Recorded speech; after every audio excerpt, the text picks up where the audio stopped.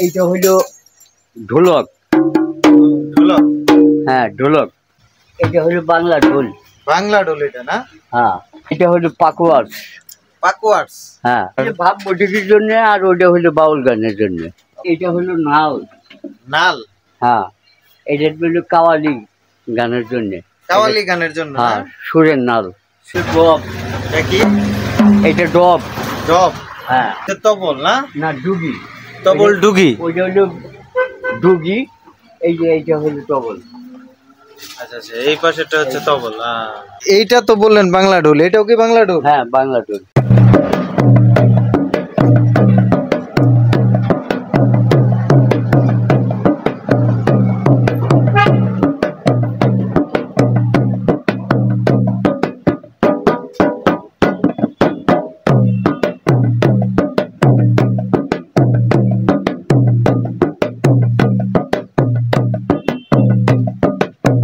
বাঙালিদের ঢোল বলতে পারেন। এখানে দেখেন অনেক ঢোল আসলে রাখা আছে সংরক্ষণ করে। সেই সাথে এই কাজ যিনি করছেন উনি আসলে একদম শেষ বয়সী একজন মানুষ বলা চলে। খুব মনোযোগ দিয়ে ঢোলের কাজ করে যাচ্ছেন। আমি একটু ওনার কাছ থেকে জানতে চাবো ঢোলের কাজগুলো আসলে কিভাবে করেন এবং কত বছর যাবত এই কাজগুলো চলছে ওনার মাধ্যমে। কাকা কেমন আছেন? ভালো। এই যে আমি দেখলাম আপনি ঢোলের কাজ করতেছেন, এটা আসলে কতদিন যাবত করতেছেন? এইসব 40 বছর। 30-40 বছর? তো এত বছরের মধ্যে আপনি কতগুলো ঢোল তৈরি করেছেন? বহু ঢোল তৈরি করছি। বহু ঢোল তৈরি করছেন? মানে কি ধরনের ঢোল হয়? ঢোল হয়, কঙ্গো হয়, তারপরে ডাম সেট। আমরা দেখি এখানে আপনার কি কি আছে, যদি একটু দেখান আমাদেরকে। মনে করেন যে ঢোল আছে, নাল আছে, তারপরে তবল আছে।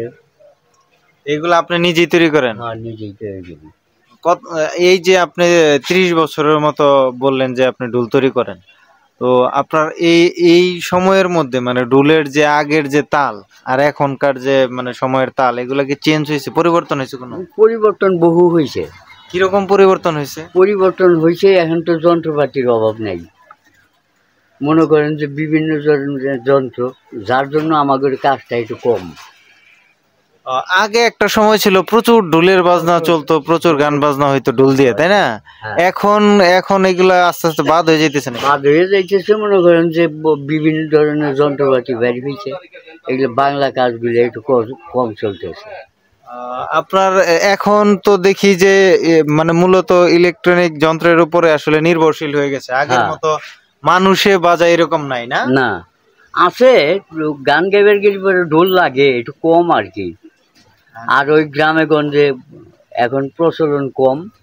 আগে তো মনে করেন যে বৈঠকি গান টান হইতো, ভাব বৈঠকি গান টান হইতো, তখন একটু বেশি চলতো।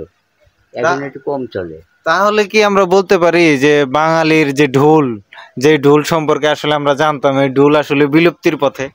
হ্যাঁ, না, চলে কিন্তু কম আর কি, আগের মতো না, তাই না? তো জানবাজানি খরচ হয়ে গেছে। এই আর কি। আচ্ছা, আপনি যদি আমাকে একটু দেখাতেন যে ওই যে এই যে জিনিসটা দেখা যাচ্ছে এইটা কি, তারপরে ওইটা কি, কোনো একটা ঢোলের বাজনা যদি আপনি আমাদেরকে একটু শোনাতেন। আমরা আপনার হাতে আসলে দেখি, আপনি যেহেতু অনেক বছরের অভিজ্ঞতা, আমরা দেখবো ওনার কাছে কি কি ঢোল আছে। এই যে দেখেন, এটা হলো বাংলা ঢোল। বাংলা ঢোল এটা না? হ্যাঁ, এটা হচ্ছে বাংলা ঢোল। দর্শক আপনারা দেখতে পাচ্ছেন। ডব। এটা কি? এটা ডব। ডব? হ্যাঁ। আর ডব এটা কি, কিভাবে বাজায়? ডব কিভাবে? এই এক হাতে বাজায়। এক হাতে? বাহ। হ্যাঁ। আবার এইটা হলো জিপসি। এটা জিপসি। জিপসি? জিপসি, আচ্ছা আচ্ছা। আমরা ঢোলের জিনিসগুলা দেখি। ঢোল, এইটা হলো ঢোলক। ঢোলক?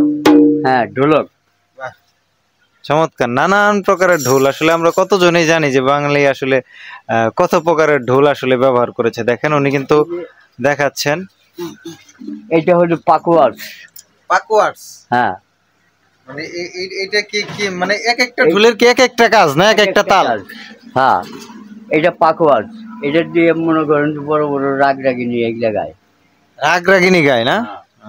আচ্ছা আচ্ছা, দেখ সেই গানগুলো কেন জানি এখন বিলুপ্তির পথে, মানে বিলুপ্তির পথে বলতে সেই গান চর্চা করার মানুষের আসলে অনেক অভাব পড়ে গেছে, এখন আমরা ওই ধরনের দেখি না আসলে। এটা হলো নাল। নাল? হ্যাঁ, এটা হলো কাওয়ালি গানের জন্য। কাওয়ালি গানের জন্য? হ্যাঁ, সুরের নাল। সুরের নাল, দেখেন এই যে এটাও কিন্তু একটা ঢোল, এটা কাওয়ালি নাল, কাওয়ালি গান গাওয়ার জন্য, তাই না? হ্যাঁ। আচ্ছা আচ্ছা, আর কোন কি কি আছে? আর আরো দেখবো আমরা অভাব নাই, অনেক যন্ত্রপাতি না, আমরা শুধু ঢোল দেখতেছিলাম যে কি ধরনের। ওটা হচ্ছে তবল না? না, ডুগি। তবল ডুগি? ওইটা হলো ডুগি, এই যে এইটা হলো তবল। আচ্ছা আচ্ছা, এই পাশেটা হচ্ছে তবল। এই যে দেখতে পাচ্ছেন, এটা হচ্ছে তবল, ওটা হচ্ছে তবল ডুগি। অনেক কিছু আসলে আমাদের জানা নেই। এটা হলো বাচ্চাদের ঢোল। কি ঢোল এটা? এটাই পোলাপানের। আচ্ছা আচ্ছা আচ্ছা। আর এই যে প্রথম যে বড়টা আসলে দেখাচ্ছিলেন, এই বড়টা আসলে কি ঢোল? এই যে এই ঢোলটা? বাংলা ঢোল। এই যে এইটা তো বললেন বাংলা ঢোল, এটাও কি বাংলা ঢোল? হ্যাঁ, বাংলা ঢোল। আচ্ছা আচ্ছা, মানে এই দুইটাই হচ্ছে বাংলা। ভাব বৈঠকের জন্য, আর ওইটা হলো বাউল গানের জন্য। বাউল গানে এইটা, আর এটা ভাব বৈঠকি। ঠিক আছে, আপনারা দেখতে পারলেন যে আসলে অনেক প্রকারের ঢোল আসলে আছে এখানে, আমরা আসলে জানি না যে কোন ঢোল দিয়ে এখন কি করা হয়। এই ঢোল সম্পর্কে আমরা আসলে অতটা জানতামই না, আজকে আসলে এখানে আসছিলাম, হুট করেই দেখলাম যে সেই বাঙালির সেই পুরনো ঐতিহ্য ঢোল, এই ঢোল নিয়ে আসলে কথা বলতেছিলাম। তো আপনার কাছে আসছিলাম এই জন্যই যে ঢোলের বিষয়ে আসলে জানবো। হুট করেই এরকম ঐতিহ্যবাহী বাঙালির একটা মানে বাদ্যযন্ত্র ঢোল, সেইটা আসলে এখন ওইরকম দেখাই যায় না, আগে যেমনটা মানে যেত। তো এই এত বছর আগের প্রথম যখন আপনি শুরু করেছিলেন, সেইখান থেকে এখনকার এই সময়ের মানে কি তফাৎ মনে করেন আপনি, আপনি যদি একটু বলতেন।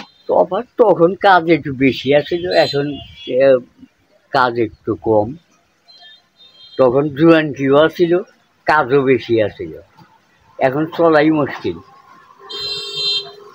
এইভাবে আর কি, ওই যে এই বয়সে তো আর কিছু করার মতন কোনো নেই, মালিকের যে হালে চালাই ওই হালেই চলি।